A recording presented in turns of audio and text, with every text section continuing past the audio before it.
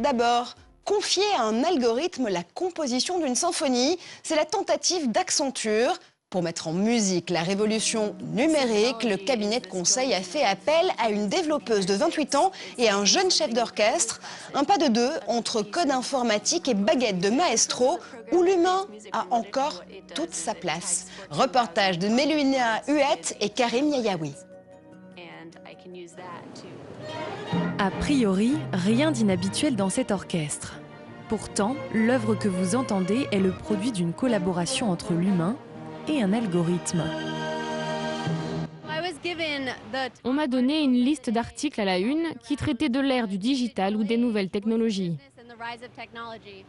Mon algorithme les a passés en revue pour y trouver des émotions telles que la joie, la tristesse, la peur, la confiance, le dégoût, et qui formaient un large spectre d'émotions.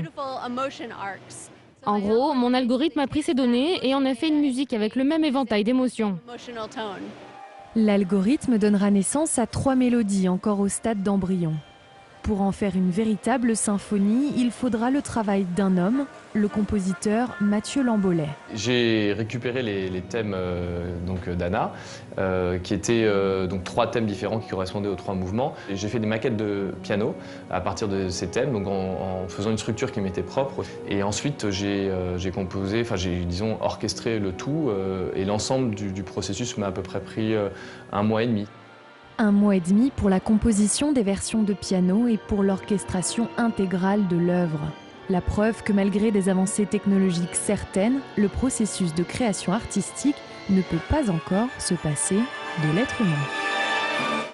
Et retour en plateau avec Guillaume Gralet pour aller plus loin et d'abord revenir aux sources, si j'ose dire, puisqu'on va essayer de comprendre ce qu'est un algorithme. Professeur Gralet, c'est quoi exactement? Alors les sources, Marjorie, remontent à très loin, jusqu'au 9e siècle. En fait, il faut écouter ce que disait à ce moment-là Al-Khwarizmi. On était en Perse et on peut dire aujourd'hui que, sans trop se tromper, un algorithme, c'est une suite finie d'instructions à exécuter dans le bon ordre. Une suite finie d'instructions à exécuter dans le bon ordre. Pour permettre d'obtenir un résultat ou de résoudre un problème.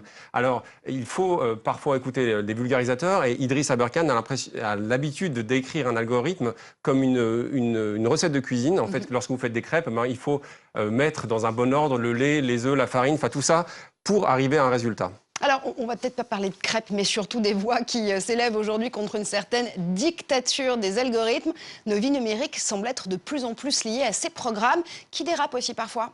Oui, alors il y a quelquefois des erreurs parce que tout simplement les machines n'ont pas la notion du bon sens et elles ont parfois la folie des grandeurs. Alors, si vous lisez le journaliste américain Luc Drommel, dans un très bon livre qui s'appelle The Formula, il raconte certaines anecdotes, notamment celle d'un pilote d'American Airlines qui a été contrôlé pas moins de 80 fois. En fait, le logiciel de reconnaissance faciale s'était trompé et l'algorithme a juste appliqué ce qu'on lui avait dit de faire. Ce qui est intéressant, c'est qu'on va avoir de plus en plus une hiérarchie des valeurs intégrées dans les algorithmes. Donc la technologie n'est pas tout à fait neutre et on peut s'inquiéter légitimement des algorithmes autoréplicants. En tout cas, c'est ce sur quoi travaille Éric Tanter de l'Université du Chili. Et justement, dernier cas de figure d'un algorithme qui a peut-être un tout petit peu dépassé les bornes, c'est Facebook. Facebook, on rappelle, à 1,7 milliard d'utilisateurs aujourd'hui, qui est pointé du doigt pour avoir censuré une photo historique. Oui, en fait, le réseau social s'était appuyé sur un algorithme anti-nudité.